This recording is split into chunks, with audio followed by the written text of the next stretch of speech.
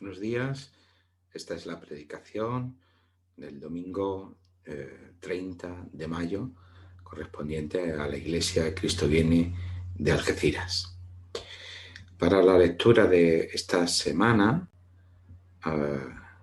tenemos la carta del apóstol Pablo a los Gálatas, capítulo 5, versículos 1 al 15, que dice así: Estad pues firmes en la libertad con que Cristo nos hizo libres, y no estéis otra vez sujetos al yugo de esclavitud. Ciertamente yo, Pablo, os digo que si os circuncidáis, de nada os aprovechará Cristo. Y otra vez testifico a todo hombre que se circuncida que está obligado a cumplir toda la ley. De Cristo os desligasteis los que por la ley os justificáis. De la gracia habéis caído. Nosotros por el Espíritu aguardamos por fe la esperanza de la justicia, porque en Cristo Jesús ni la circuncisión vale algo, ni la incircuncisión, sino la fe que obra por el amor. Vosotros corríais bien, que nos estorbó para no obedecer a la verdad. Esta persuasión no procede de aquel que os llama. Un poco de levadura fermenta toda la masa. Yo confío respecto de vosotros en el Señor, que no pensaréis de otro modo, pero el que os perturba llevará la sentencia, quien quiera que sea. En cuanto a mí, hermanos, si aún predicara la circuncisión, ¿por qué padezco persecución todavía? En tal caso se habría quitado el escándalo de la cruz. Ojalá se mutilaran los que os perturban. Vosotros, hermanos, a libertad fuisteis llamados, solamente que no uséis la libertad como ocasión para la carne, sino servíos por amor los unos a los otros. Porque toda la ley en esta sola palabra se cumple: amarás a tu prójimo como a ti mismo. Pero si os mordéis y os coméis unos a otros, mirad también que no os destruyáis unos a otros. Hasta aquí el texto que sobre el que vamos a basar nuestra predicación esta mañana. Pero para contextualizarlo, vamos a seguir leyendo, aunque lo que vamos a leer a continuación lo tendremos como referencia para la semana que viene, pero así nos sirve de contextualización. Dice así, sigue diciendo el apóstol Pablo en versículo 16 del capítulo 5. Digo pues, andad en el Espíritu y no satisfagáis los deseos de la carne, porque el deseo de la carne es contra el Espíritu y el del Espíritu es contra la carne. Y estos se oponen entre sí para que no hagáis lo que quisierais. Pero si sois guiados por el Espíritu, no estáis bajo la ley. Manifiestas son las obras de la carne, que son adulterio, fornicación, inmundicia, lujuria, idolatría, hechicerías, enemistades, pleitos, celos, iras, contiendas, divisiones, herejías, envidias, homicidios, borracheras, orgías y cosas semejantes a estas. En cuanto a esto, os advierto, como ya os he dicho antes, que los que practican tales cosas no heredarán el reino de Dios. Pero el fruto del Espíritu es amor, gozo, paz, paciencia, benignidad, bondad, fe, mansedumbre, templanza. Contra tales cosas no hay ley. Pero los que son de Cristo han crucificado la carne con sus pasiones y deseos. Si vivimos por el Espíritu, andemos también por el Espíritu. No busquemos la vanagloria, irritándonos unos a otros, envidiándonos unos a otros. Hasta aquí la palabra del Señor esta mañana.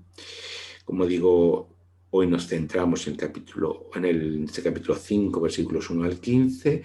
Para la semana que viene continuaremos del 16 y parte del capítulo 6, del 16 en adelante y parte del capítulo 6. La semana pasada terminábamos con una referencia a que la justificación por la fe debe ser la puerta abierta para una vida cristiana en libertad. Sobre esto es lo que vamos a hablar en esta mañana, sobre la relación de la libertad en la vida cristiana y la justificación por la fe, que es lo que vamos a ver a lo largo de este capítulo 5 de la carta del apóstol Pablo a los Gálatas. Para Pablo es posible vivir en libertad única y exclusivamente si somos guiados por el Espíritu Santo. Y esta es la idea central que Pablo está manejando. Y no nos resulta extraño porque Pablo nos viene hablando durante toda la carta acerca de la acción del Espíritu Santo, como ya hemos visto las semanas anteriores. Por tanto, la pregunta sería, la que cabe hacer ahora es, ¿qué es lo que obstaculiza o qué es lo que oscurece esta vida libre en el Espíritu o guiada por el Espíritu Santo? Algunos quizás que nos escuchan habitualmente o nos ven habitualmente, piensen que ya por fin es hora de llegar a los capítulos 5 y 6 de la carta, donde pues, de alguna manera realmente Pablo nos transmite pues, una serie de recomendaciones, instrucciones prácticas sobre cómo tenemos que vivir.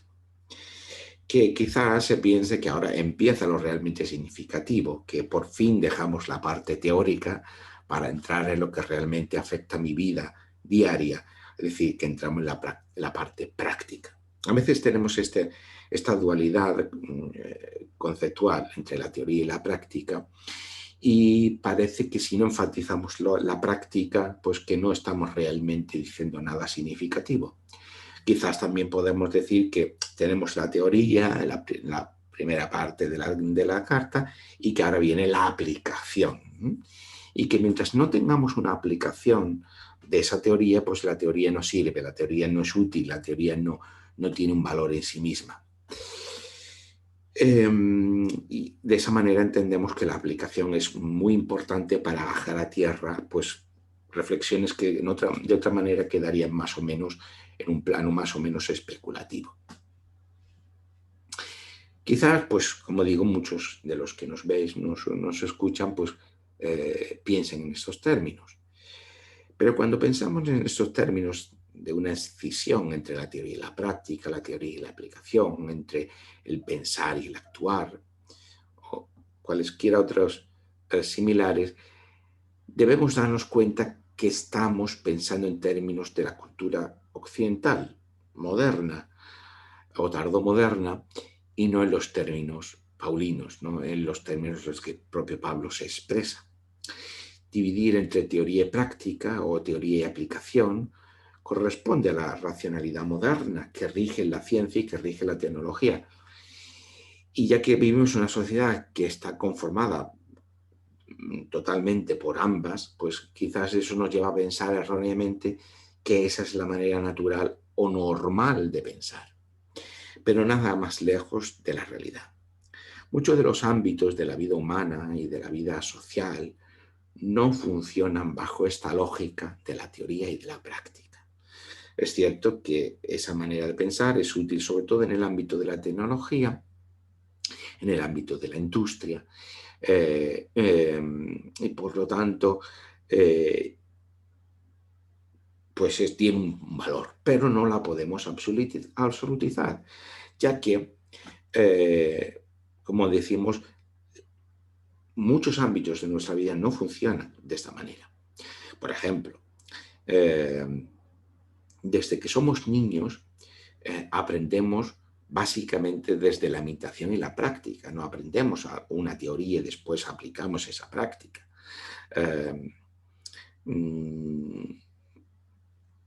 Todo lo significativo que nos conforma como personas que aprendemos desde niños, ya sea en la familia, ya sea en un ámbito social mayor, lo aprendemos desde esa imitación, de esa práctica, y no comprendiendo o racionalizando la realidad de ninguna manera a través de ninguna teoría. Todos tendremos la experiencia vital, sobre todo si ya tenemos una cierta edad, que cuando nos hacemos adultos, pues descubrimos que aquellos patrones de pensamiento y de comportamiento de nuestros padres que nosotros nos habíamos prometido no repetir, al final son los patrones que acabamos reproduciendo en nuestra vida en muchas ocasiones. Y no por un proceso reflexivo, sino precisamente en ausencia de un proceso reflexivo. ¿Por qué? Porque muchas veces los patrones que nos configuran son aprendidos en esa imitación, en esa práctica diaria, sin que medien procesos racionalizadores al respecto. Más allá del pensamiento científico instrumental de la tecnología, no hay en nuestra vida una escisión entre teoría y práctica, entre pensamiento y acción. Esto es un esquema artificial que tiene su relevancia, pero que no, como digo, no sirve para explicar o para que sea o hacer operativo muchas áreas de nuestra vida. Podríamos expresarlo de otra manera. En realidad, el pensamiento y la acción siempre van unidos. La mayor fuente de socialización y de aprendizaje es siempre lo que hacemos en relación con otros, no tanto lo que pensamos en cuanto a individuos o hacer un proceso de racionalización reflexiva, teórica, sino lo que hacemos siempre en relación con otras personas, en distintos ámbitos sociales, la familia, el colegio, el ámbito laboral, el espacio político más amplio, lo que fuere. En definitiva, todo nuestro aprendizaje es un aprendizaje social. ¿Y por qué explico todo esto? ¿Por qué mencionar esto? Porque es frecuente pensar que cuando lleguemos a partes como este capítulo 5 o el capítulo 6, que leeremos la semana que viene, cuando leemos este versículo 16, a partir de este versículo 16 de este capítulo 5, en el que Pablo está contraponiendo la vida del Espíritu a una vida basada en las obras de la carne guiados por nuestra propia condición humana, ya lo que solemos pensar o como solemos abordar estos textos similares, es que, claro, aquí se nos está dando unas piezas de información de lo que Dios quiere que hagamos y nosotros ahora tenemos que aplicarlo, como que se nos da a modo de receta pues una serie de recomendaciones, de instrucciones, de información, de normas morales que nosotros tenemos que llevar a la práctica. Como digo, este esquema difícilmente nos va a ayudar a poder vivir según los patrones de la Escritura y siempre es una manera limitada de abordar la vida cristiana. Esto lo vamos a explicar a continuación. O sea que este patrón de yo tengo unas verdades aquí que ahora aplico unas normas o unas leyes o unas prescripciones morales que ahora tengo que aplicar en mi vida, y que esa aplicación es la que da valor a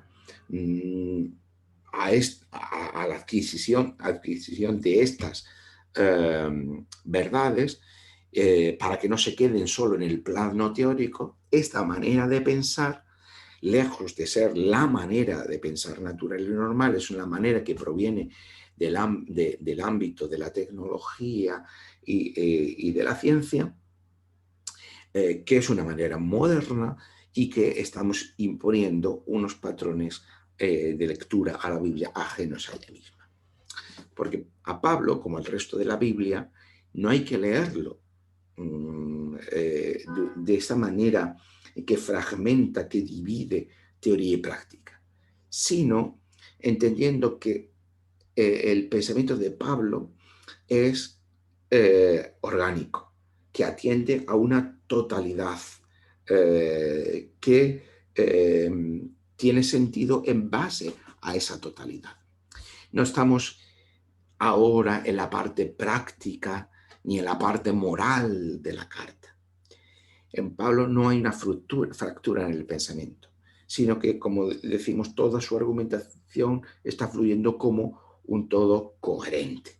Es decir, que lo que tenemos en el capítulo 5 no es la aplicación de lo anterior, sino que constituye o sigue constituyendo el desarrollo orgánico y coherente de lo que ha venido argumentando. O dicho de otra manera, si la justificación por la fe que nos une a Cristo y la relación con el Espíritu que nos hace reconocer a Dios como Padre, no tenemos acceso a la pertenencia a la familia de Abraham y, por tanto, acceso a la promesa de Dios por medio de la cual se cumple su propósito de salvación para el mundo.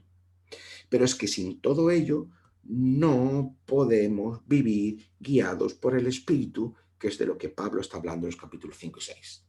¿De acuerdo? O sea, que no es que ahora llegamos a esta parte práctica que ahora tenemos que aplicar, sino que si lo anterior no tiene sentido lo que Pablo está diciendo en estos capítulos, que para poder vivir guiados por el Espíritu Santo, que es lo que Pablo está hablando ahora, necesitamos estar unidos a Cristo y al Espíritu Santo por medio de la fe, y eso nos permite formar parte de la familia de Abraham, sin que haya divisiones en esa familia de judíos y gentiles, hombre o mujer, esclavos ni libres. Y de esta manera se cumple el propósito de salvación de Dios, acabando con el mal y con el pecado. Todo forma parte de lo mismo, todo conforma un conjunto orgánico. Y lo que quiero que veamos es que si fragmentamos el texto, perdemos o distorsionamos la capacidad comunicativa del texto de la Escritura, que es lo mismo que decir la capacidad comunicativa de la palabra de Dios. Debemos hacer, por tanto, un esfuerzo por leer la Biblia en sus propios términos y no leerla únicamente según nuestra cultura. Claro, si nosotros vamos con este esquema de teoría y práctica y que la Biblia es un conjunto de piezas de información, pues podemos fragmentarla porque cualquier texto, cualquier fragmento podrá ser susceptible de ser aplicado, extrayendo de ella su verdad, su teoría. Pero eso hace que la Biblia se distorsione porque la Biblia no está escrita de esa manera. La Biblia está escrita como en su capacidad narrativa y como ya hemos visto en todas las semanas anteriores, Pablo está haciendo constantemente referencia a elementos que están más allá de su propio texto, es decir, todo un marco narrativo que cohesiona su manera de pensar y que es la que conforma lo que nosotros llamamos el Antiguo Testamento. Esa es la manera que piensa Pablo y es la manera en que escribe Pablo. Y si no tenemos esto en cuenta, entonces no estaremos entendiendo a Pablo. Que no es solamente Pablo, sino que es el resto de la Biblia, porque ya hemos visto también cuando hablamos de los evangelios están pensando también en estos mismos términos. Y el propio desarrollo del Antiguo Testamento tiene este marco también de pensamiento. Y esta es la cuestión que queremos enfatizar. En segundo lugar, debemos recordar lo que Pablo ha dicho a los Gálatas hasta ese momento. Es decir, que la ley, lo que vimos la semana pasada, es ese pedagogo que nos ha llevado hasta Cristo, pero una vez que Cristo ha llegado, la ley ya no tiene vigencia. Ahora bien, podemos caer en el error de pensar que esto es algo que a nosotros ya no nos afecta, porque no somos judíos. O sea, ya esto de la ley a nosotros ni nos va ni nos viene. Pero la teología evangélica, y aquí me refiero a las de las iglesias evangélicas, las confesionalmente evangélicas, ha hecho de la Biblia, como he dicho anteriormente, un gran libro de instrucciones con información que debe aplicarse en cada una de las áreas de nuestra vida. De esta manera se aborda la Biblia por muchos pastores, teólogos o en muchas iglesias. La Biblia es un gran libro de instrucción, un gran libro de recetas que tiene respuesta para todo, y cualesquiera que sean las circunstancias por las que estemos pasando o por las que estemos viendo socialmente, siempre tendremos una pieza de información o una guía o una receta que la Biblia nos va a proporcionar. Por tanto, la Biblia se ha convertido en buscar, leer la Biblia, me refiero, se ha convertido en buscar estas normas, estas instrucciones, estas recomendaciones prácticas que contiene la Biblia, para saber cómo tenemos que pensar y cómo tenemos que vivir.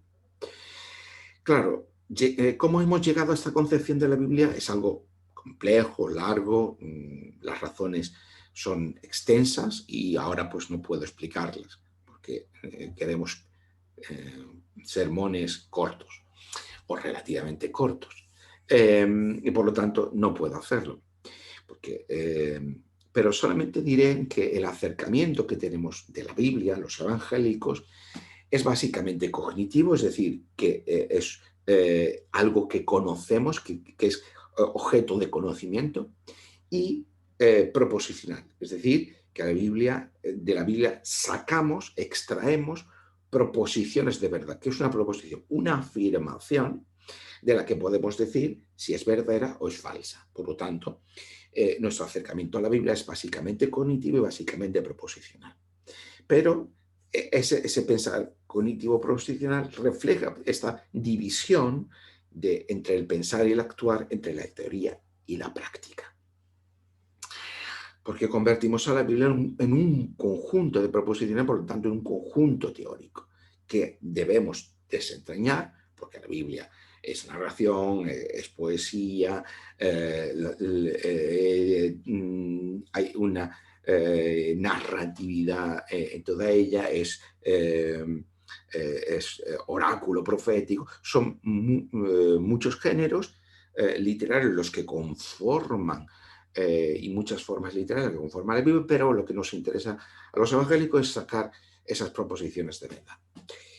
Pero claro, eso hace que produce una distorsión en la propia Biblia. ¿Por qué? Porque la Biblia está pensada y escrita de esa manera. Por eso esto nos lleva en gran medida a los evangélicos a convertir a la Biblia en una nueva ley.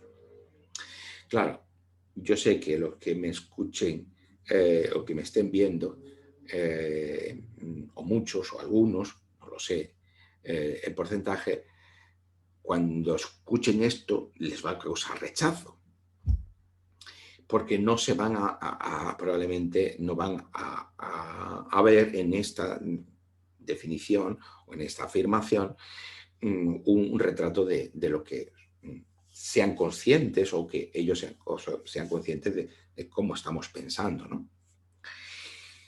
Pero yo invito a detenernos, a pensar sin irritarnos, sin pensar que se está cuestionando nuestra fe y que todo se viene abajo y esto de lo que somos muy dados. Invito a pensar detenidamente, a reflexionar. Cada uno que llegue a sus conclusiones, pero al menos pensemos. Y yo lo que propongo es que si nos detenemos y pensamos si esto que estoy planteando refleja o no, o hasta qué punto refleja nuestra manera de pensar,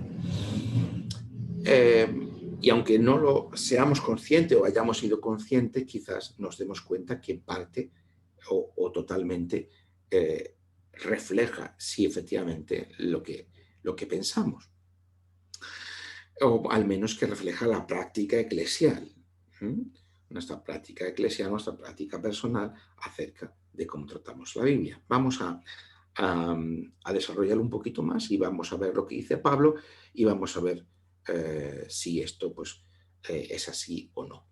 Pablo dice en el versículo 1 del capítulo 5, estad pues firmes en la libertad con que Cristo nos hizo libres y no estéis otra vez sujetos al yugo de esclavitud. ¿De qué libertad habla aquí Pablo?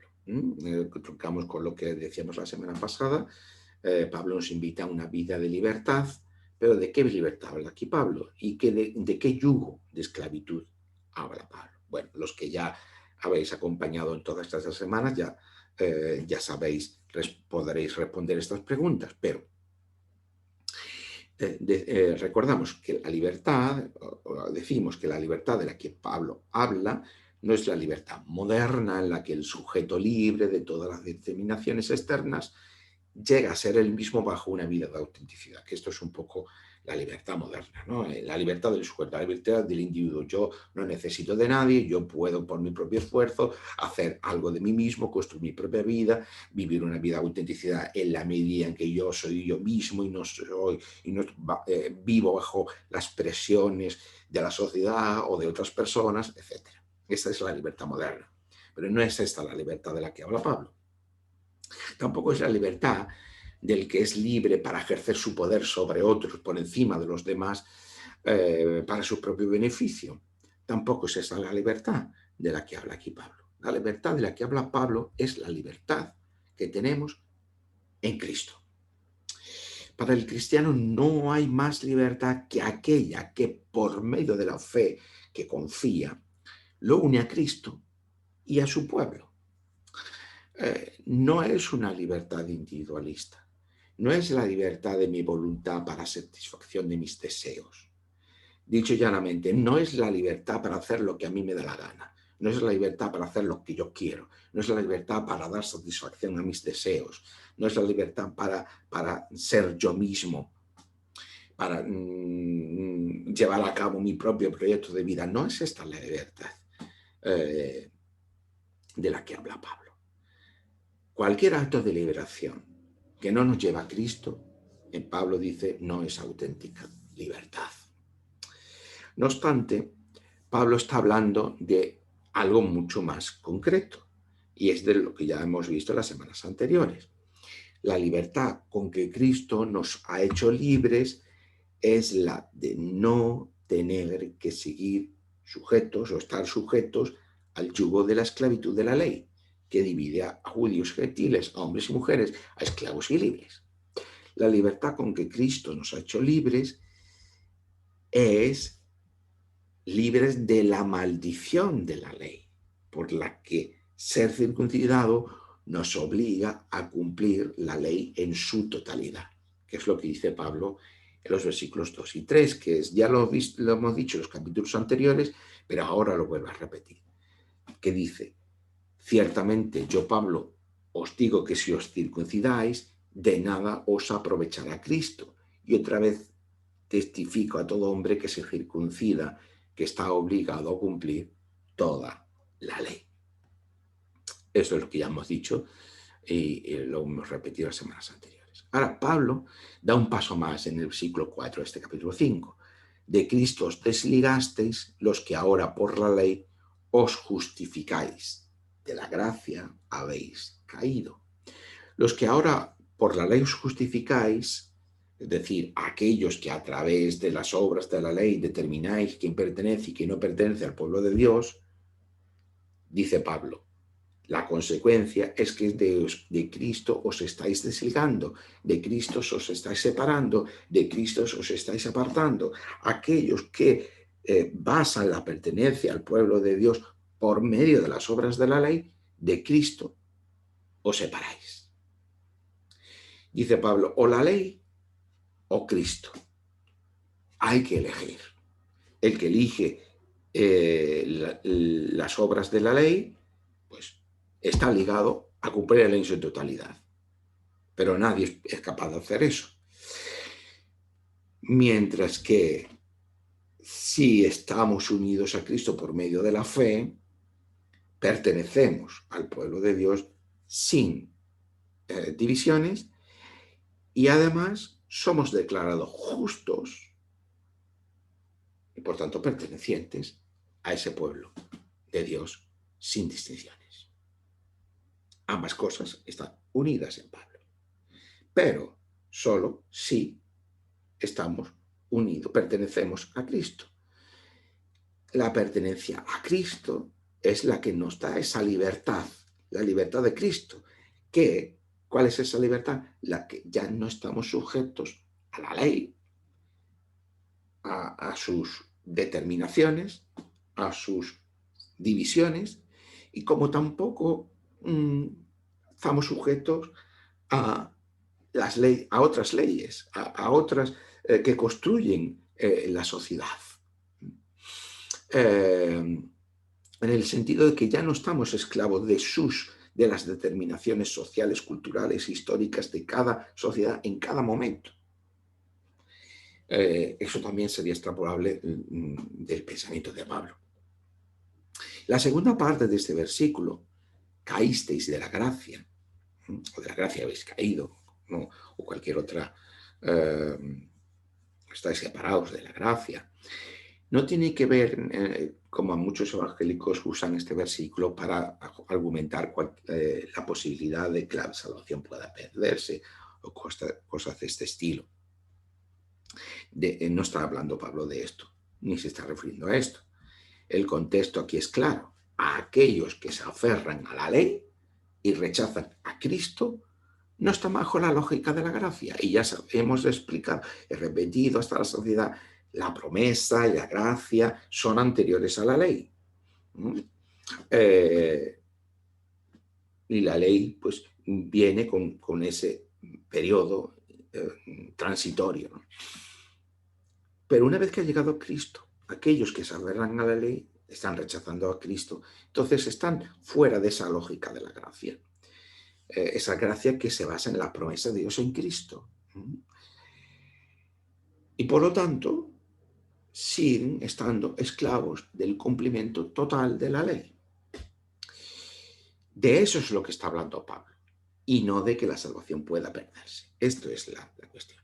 Por tanto, la libertad de la que Pablo habla es la libertad de no estar sujetos a una ley que divide y separa a las personas y que de alguna manera obstaculiza el propósito de salvación de Dios. Por eso Pablo sigue diciendo en el versículo 5, nosotros por el Espíritu aguardamos por fe la esperanza de la justicia. Veíamos la semana pasada que gracias al Espíritu Santo podemos reconocer a Dios como Padre. Las semanas anteriores, todavía más atrás, veíamos cómo aquellos que recibían por medio de la fe a Cristo estaban experimentando al Espíritu Santo en sus vidas, aunque no eran judíos. Y ahora se nos dice que gracias al Espíritu el cristiano puede ser alguien esperanzado, que como cristianos tenemos una esperanza. El cristiano es alguien que tiene esperanza, pero no la tiene en función de sí mismo, no la tiene en función del dinero, de las capacidades, de los recursos, de la progresión de la historia. No. El cristiano tiene esperanza porque el Espíritu está actuando en él, o lo que es lo mismo. Somos personas esperanzadas porque tenemos al Espíritu Santo y está actuando en nosotros. ¿Veis lo que decíamos las semanas anteriores? El Espíritu no está para llevarnos a cosas extrañas o experiencias extrañas, sino para conformar nuestra vida. Muchas veces decimos, bueno, aquí en esta división de la teoría y la práctica, ¿no? ¿Cómo? Bueno, ¿y qué yo qué tengo que hacer en mi vida? En primer lugar, confiar en el Señor, en medio de la fe que confía, estar unido a Cristo. Y en segundo lugar, dejarte llevar por la acción del Espíritu Santo. Y dejarnos llevar por la acción del Espíritu Santo nos lleva a alabar a Dios, a reconocer a Dios como Padre, y por otro lado nos lleva a tener esperanza, ser personas esperanzadas. La esperanza, por lo tanto, no es ilusión o autoengaño. La esperanza cristiana es la acción del Espíritu Santo en nosotros. Por tanto, si no tenemos esperanza, tendremos que cuestionarnos si no estamos obstaculizando la acción del Espíritu en nosotros. La esperanza de la que habla Pablo es la esperanza de la justicia. Si la justificación es esa declaración por la que somos declarados justos, y eso no sobre lo que somos nosotros, ni lo que nosotros hacemos, sino a partir de la muerte y la resurrección de Cristo,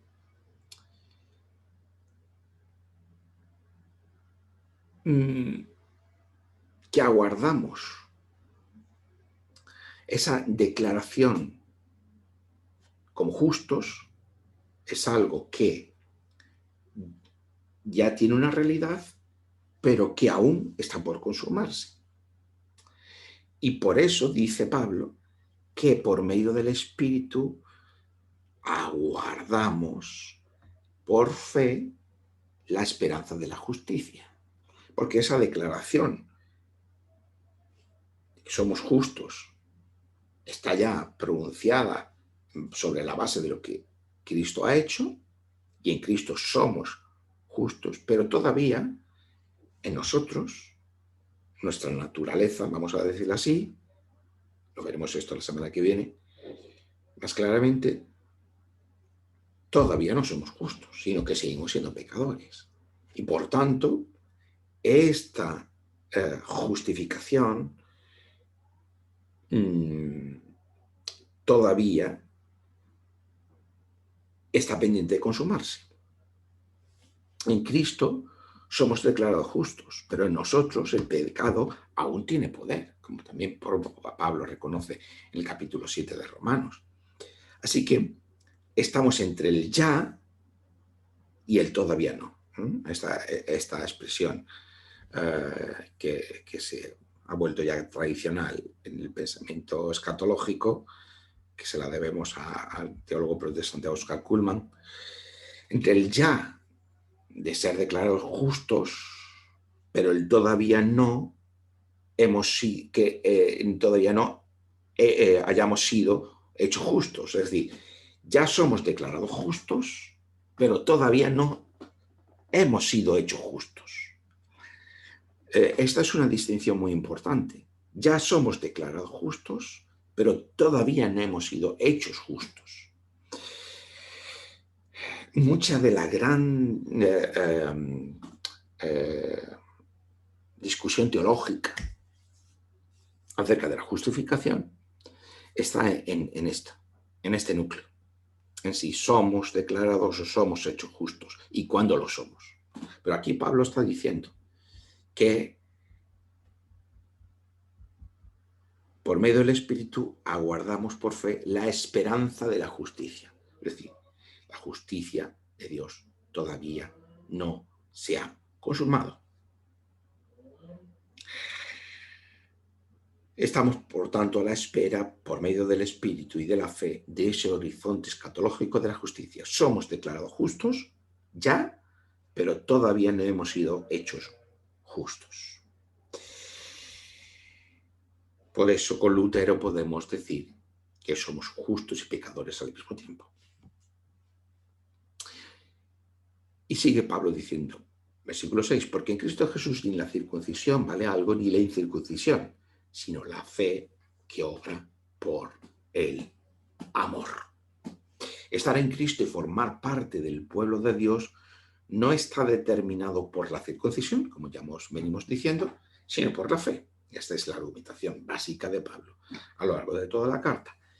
Pero fijaos en esta expresión de Pablo, la fe que obra por el amor.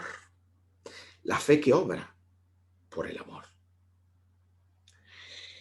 No es que haya fe y que haya obras, como dos cosas separadas, sino la fe que confía no en nosotros mismos, sino la fe que confía en Dios, en lo que Dios ha hecho en Cristo y el Espíritu Santo.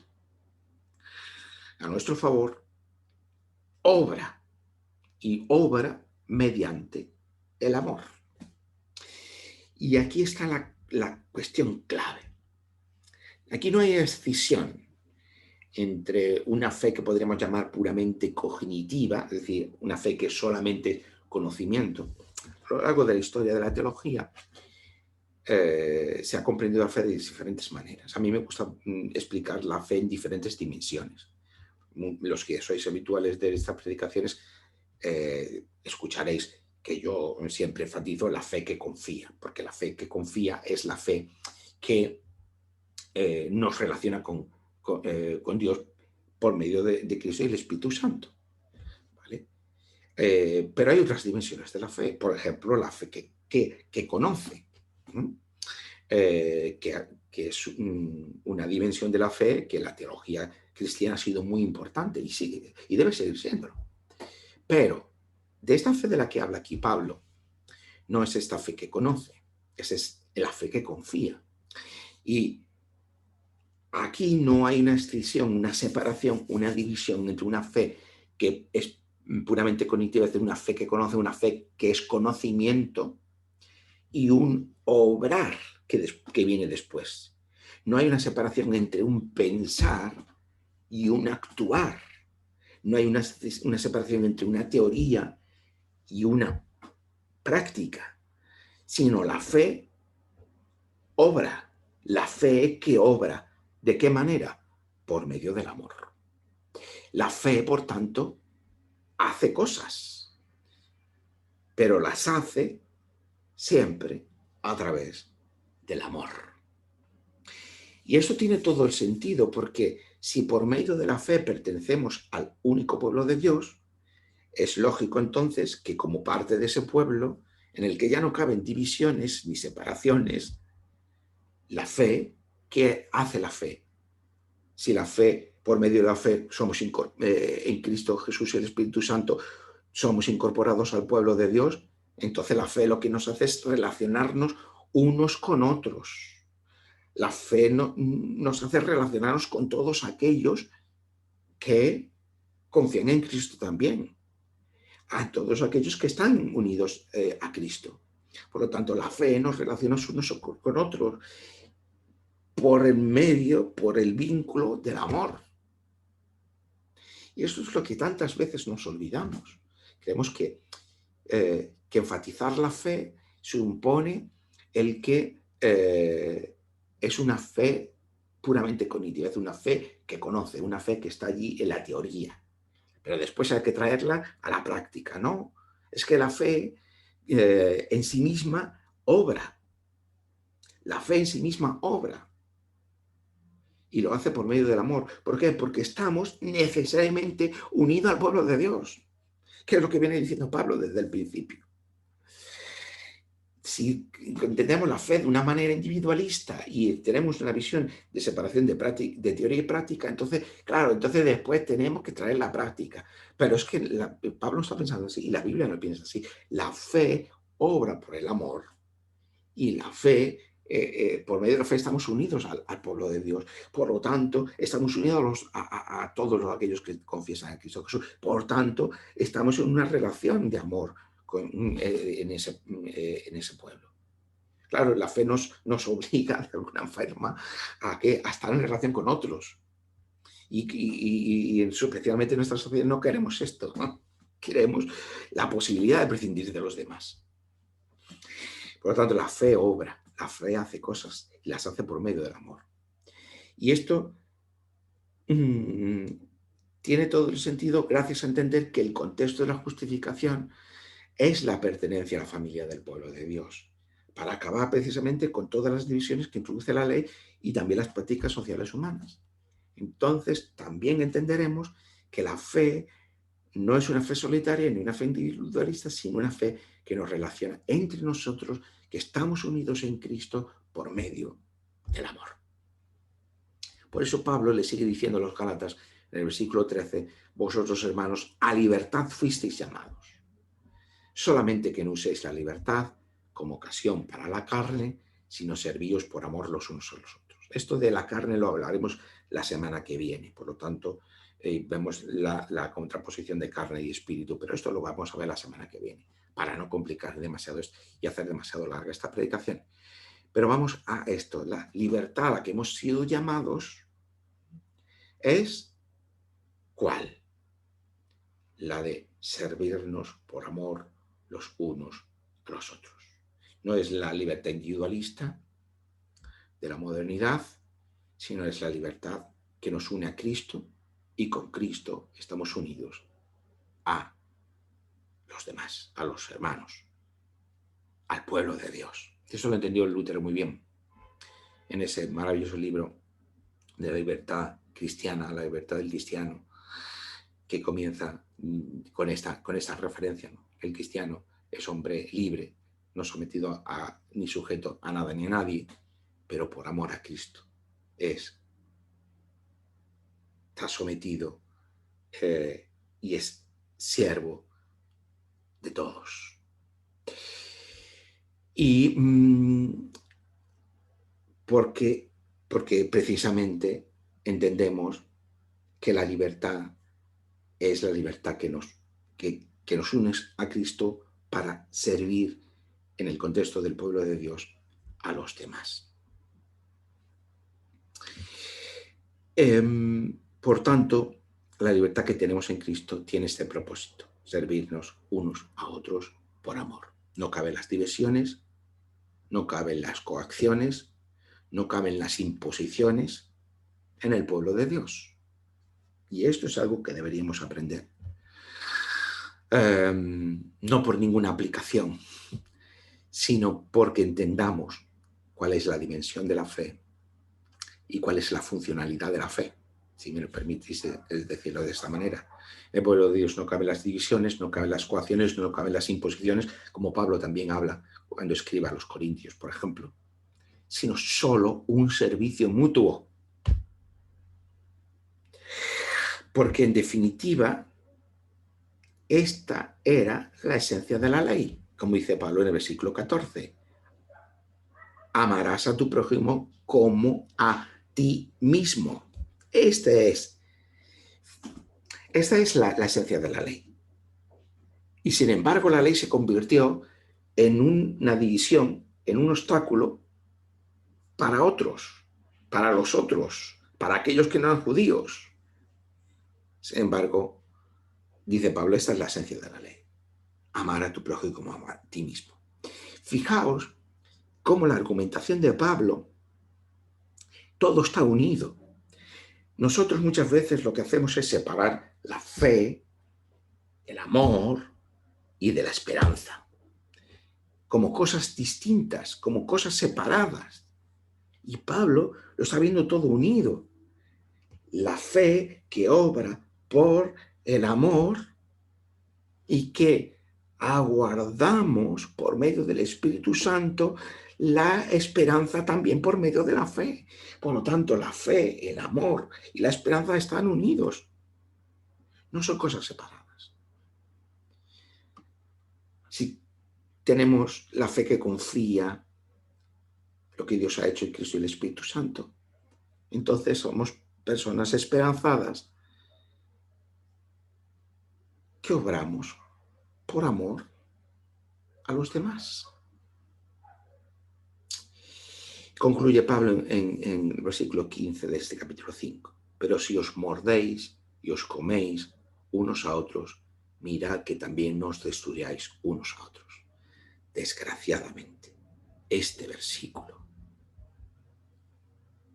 que bien define las dinámicas que encontramos muchas veces en las iglesias evangélicas.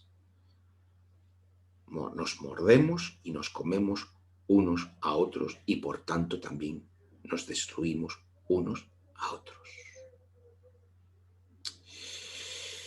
Cuando la vida cristiana se convierte en un conjunto de exigencias que hay que cumplir, el resultado son las divisiones. ¿Por qué? Porque normalmente las exigencias de una Biblia convertida en ley son proyectadas hacia los demás, no hacia uno mismo, hacia los demás. O incluso cuando lo hacemos hacia los demás, hacia uno mismo, indefectiblemente lo hacemos contra los demás. Y eso nos lleva, como dice Pablo, a las divisiones,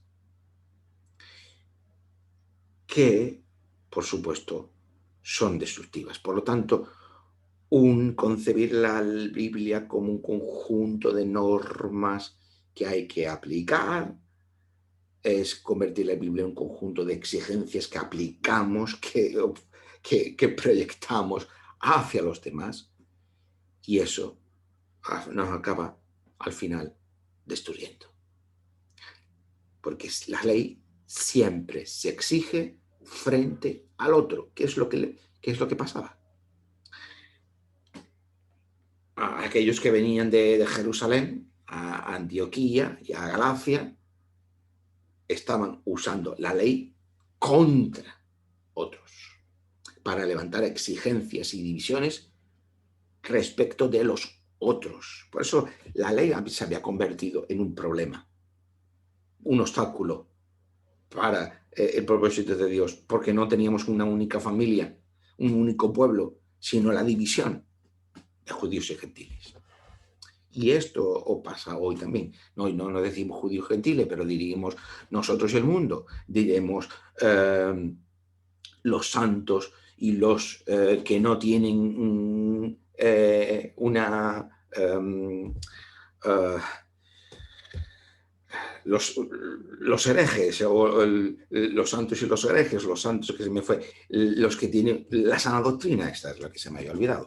La sana doctrina, los santos, los que sí tenemos cumplimiento, la comprensión correcta de la Biblia, y los que no tienen esa sana doctrina. La ley siempre se exige frente al otro. Los evangélicos, desgraciadamente, hemos hecho de la Biblia un manual de instrucciones que hay que aplicar, que en cierto modo facilitaría las cosas en unas condiciones socioculturales de pluralismo y de relativismo. Vale, pero es que el problema es que eso no solamente sirve para darnos nosotros seguridad, sino que lo usamos contra siempre otras personas.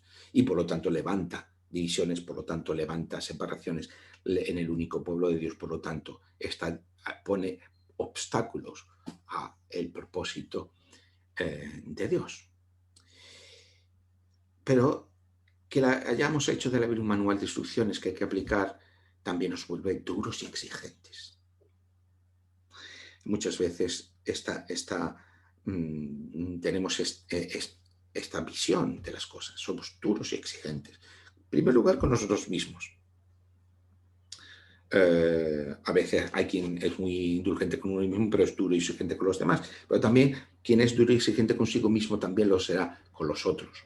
Y lo que es más importante, como siempre decimos, siempre hay algún damnificado porque lo aplicamos a los otros. La lógica del manual nos acerca mucho al concepto de ley y de obras de la ley que Pablo está denunciando en esta carta. Esto es lo que propongo como reflexión. Y claro, evidentemente, pues habrá quienes estén en desacuerdo con esto. Pero lo dejo para reflexión, no para que nadie se irrite y lance invectivas, ¿no? Pero que reflexionemos.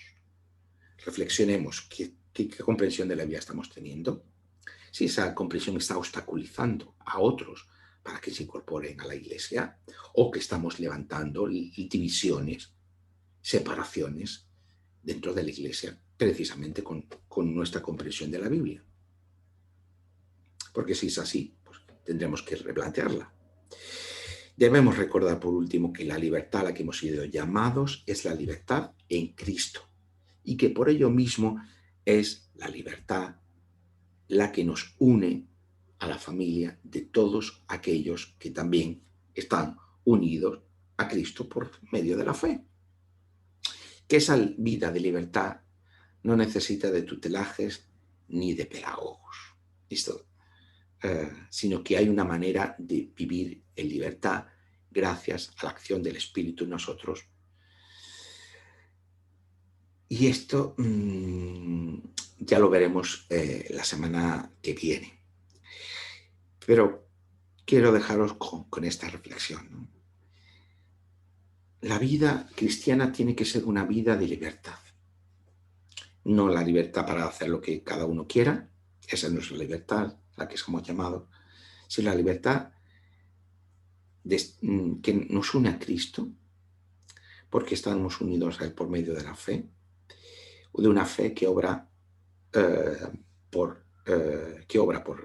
el amor, y de una fe que aguarda por medio del Espíritu Santo la esperanza de la consumación de la justicia de Dios, de que seremos hechos justos Seremos hechos justos en una realidad nueva, transformada, que la Biblia llama nueva creación, y bajo el único poder, no un poder de las instituciones, sino el poder humano, sino el poder del reinado de Dios.